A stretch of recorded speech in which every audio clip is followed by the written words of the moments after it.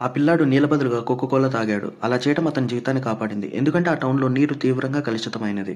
దాన్ని తాగిన ప్రతి ఒక్కరూ ఆకుపచ్చ కళ్ళతో జాంబీలుగా మారిపోయారు. లక్కీగా పిల్లాడు మరియు అతని చిన్న చెల్లి కేవలం బాటిల్ నీళ్లతో తయారైన పాలు మాత్రమే తాగింది. ఇద్దరూ అద్భుతంగా ఇన్ఫెక్ట్ కాకుండా తప్పించుకున్నారు. కానీ పట్టణంలోని ధనవంతుడికి అంత అదృష్టం లేదు. అతను కలుషిత నీటిని తాగిన తరువాత అతనికి తీవ్రంగా తలనొప్పి వచ్చింది. ఇంటికి చేరుకున్నప్పుడు అతను తన దంతాలు ఆకుపచ్చగా మారుతున్నట్లు చూశాడు. అంతలోనే అతని భార్య పైనుండి పిలిచింది.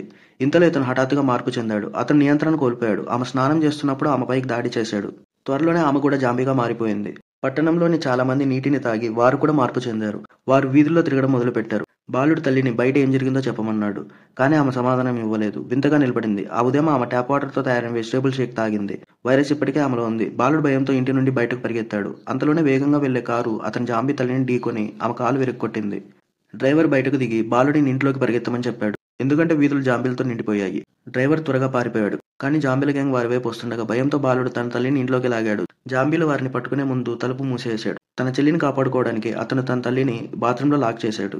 ప్రమాదం దాటిపోయినప్పటికీ ఇప్పుడు అతను తన చిన్ని చెల్లితో ఎలా బతకాలా అని చెప్పని ఆలోచిస్తూ ఉన్నాడు.